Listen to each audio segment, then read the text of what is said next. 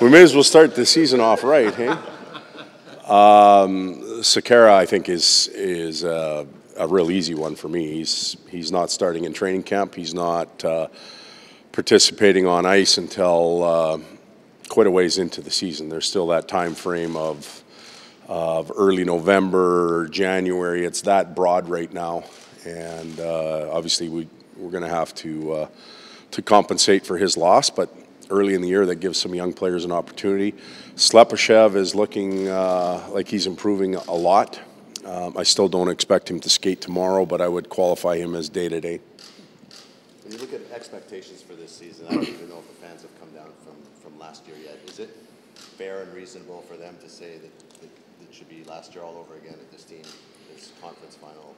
Well, I think it's an honor to have expectations put on a team. That means that you've earned the right to be classified in that group. I think we've worked hard to get to where we are.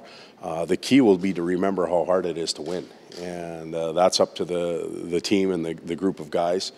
I will caution everybody, each year is its own monster. It takes on its own personality. It has its own set of circumstances, and you know, it's nice to look back. It's nice to review and use analytics and career year stats and that type of stuff. But everybody starts at the beginning, at the starting line fresh, and you have to reestablish your game as an individual. You have to reestablish it as a team, and that's what training camp is for.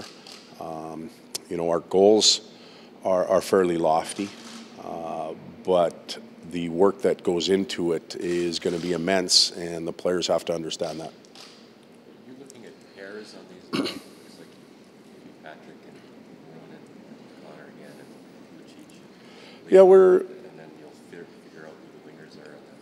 You know, our unknown, in my opinion, comes on the right side right now. You know, especially with Slepyshev out and injured, and Strome coming in as a new player. We've got to see where he fits and how he gels with different line mates. So the right side, in my opinion, is the wild card position on our team right now. Therefore, we tend to have pairs left and center, and we'll go with. I don't want to call it comfort because I don't think there's anything that's easy, but the familiarity of pairs helps early in the season, and that's why you'll see Patty Maroon and Connor together, and Leon and Luch. Nuge won't have that comfort, but he's a very bright player, and he'll be able to adjust with his new line mates. Leon's always the wild card. If your right wingers aren't looking as good as you can always. We can move them around, and Strome has played center before, so we're comfortable of flipping those two if we need. You know, that's the luxury of having utility players up front that have played the center ice position before, is that they can always go back to it with a fairly comfortable mindset. And you know, there will be times that's the number one question that everybody asks me is, where's Leon playing? Will you have him with Connor again? And I'm not closing the door on that at all, but we'll start the training camp with them apart, and we'll see where we go from there. Is there any scenario where Nugent Hopkins could be tried out on the wing, or do you view him as a center, and that's where he'll be most valuable? Well, a year ago at this point, we played Nuge on the left wing in the World Cup for short stints, not for a permanent position, and he was quite good there. But I still believe his skill set, assets, strengths, hockey mind all come down the middle, and he'll start there. We don't ever want to you know, say that we won't do it, because there's a chance we will, but it's not a priority of ours to try him there at this point. There is some, as you said, some uncertainty on the right wing. How do you look at that? How do you think that's going to shake down? Are you confident that it's all going to work itself out, or are there some moving parts here that you're crossing? Well, I'm confident it's going to work out, but there are moving parts, and those parts can move up and down lines. They can move back to different positions. We're going to try Drake Kajula on the right side, which is where he ended up in the playoffs for a little bit. We're going to try him there and see how he handles that job throughout training camp and some exhibition games. But those pieces are are moving all the time, in my opinion, and they still need to be sorted out. Do you want to see Jokinen with Puljujärvi start because of older Finn and younger Finn? Well, there is that element, but I want Jussi and Jesse to both establish their own games. I don't want Jussi coming in and thinking that his job is to take care of Puljujärvi and to make sure that he's coming along. You've got to have your own game established first, and then you can broaden it out to leadership and guidance and that type of stuff. And Jussi's coming to a new organization, to new teammates, new coaches. So I told him yesterday that I want him to focus on his game to begin with, and then maybe once it gets established, we can broaden that to helping Jesse out. What do you want to see from Puljujärvi now this time around? Just growth. I want to see a player that's a little more confident and feels like he belongs here. The confidence level should be higher. Already you can tell the language and the understanding and comfort is higher than it was last year at this point. Yes, he's a very proud individual. He's very hard on himself, and there's no such thing as playing the perfect game. So he's got to understand he's allowed to make some mistakes, and he's allowed to err, and it's not perfect all the time, and you have to quickly recover from that. And I think we'll see that as he gets a little more confident, and ages a little bit. Last year was kind of a bit of a perfect storm for you guys in terms of health and personal bests. Now on top of that, you're going to have like a mark on you, and everybody's going to be shooting for the Oilers. You expect a harder road than it was last year? Absolutely. I don't think there's any question about it. When you look at the number of players that set personal bests, that doesn't happen very often. So that alone is going to be a hard thing to repeat. When you look at the fact that we were fairly healthy in comparison to the year prior, that doesn't happen very often. So we will go through, and we're already starting with Sekera being out, we will go through those periods. And the expectations that are put on us create a whole new challenge for us. Internally, we're going to have some pretty darn good nights, but we're also going to have some downtimes and periods because the season ebbs and flows. And how we behave, how we react, how we carry ourselves through those times will be a big challenge for us now. What does not having Sekera mean to you? What does he do that all of a sudden you're losing a couple of boxes? Well, he plays 20 minutes a night in all situations. He's a veteran guy that's in the prime of his career.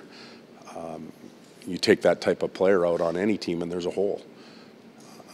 But there are some players here that are knocking on the door that are wanting the opportunity to play at this level and play their consistency, and the chance is there now for them. So that might be one of the most competitive positions beginning tomorrow and ending with the opening night roster. You're looking for a number 7 defenseman, obviously, too. Well, we're looking for we're looking for 7, but we're also trying to sort out the depth in the organization. It doesn't just end at 7. As we all know, and we've talked about, the injuries occur during the season, and we're down 1 already. You could quickly be tapping your minor league pool as far as defensemen go. And if you're not fortunate enough to make the team, you better be that initial call-up guy, because your opportunity might come and it might lead to a long stay here. Cam Talbot, how are you going to work?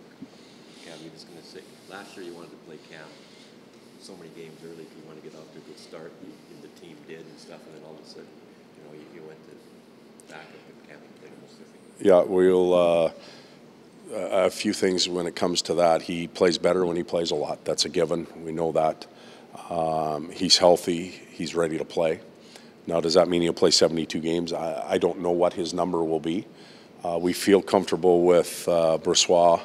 As a backup now, he's matured, and he'll get his fair share of games as well. But that's the second most asked question I get after Leon is how many games will he play? And I leave it quite vague, just like I do the Leon thing. I don't know.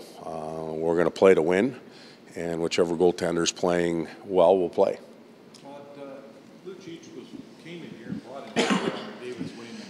That never worked out last year. He didn't spend much much time there. Does that ever get revisited again this year? Is that a... It's revisited all the time. You know, some players click better with others, and for Milan, I think he's going to have a much more comfortable start to the season here in Edmonton. He'd been through 2 organizations in just over 13 months, LA and Edmonton, after a long career in Boston. It takes a little while to immerse yourself completely into the organization. I truly believe he's there. He's a great asset for us in so many unmeasurable ways. So he can play with Connor. He has great chemistry with Leon. I think he's going to have a tremendous year. We're expecting to be a little quicker. He looks like he's leaned out a little bit, so we're counting on him. How is Strome different than, say, Everly? You traded them today. Well, they're different players. I don't think it's even fair to compare the two. Their paths are a little different. Their experience levels are a little bit different. Size is different.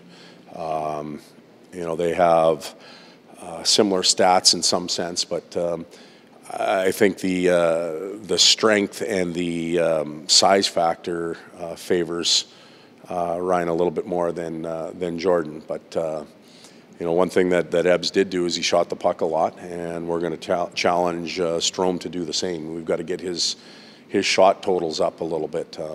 It's a long year, and to only have 114, 115 shots on goal with his skill level and the players he'll play with, he's got to get the puck there a lot more, and you know, that'll be a challenge for him. Yes, if he's playing with McDavid, he better get more than 114 shots. Well, it's you know, he'll probably see the puck a lot, and he's got to put himself in those positions. So you know, sometimes players don't shoot for a reason. We've got to figure that out and make sure that he's willing to shoot. Did you see McDavid's EA Sports video? Yeah. What'd you think?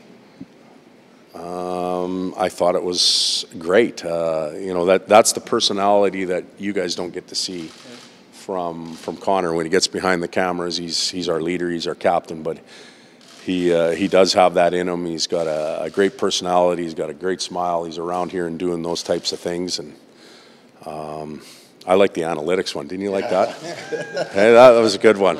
Yeah, I thought that was a perfect one. Does that resemble any of our Edmonton analytic guys? Almost all of them. Almost all of them? Are any of them here? No, they don't come to the rink. You become a much bigger proponent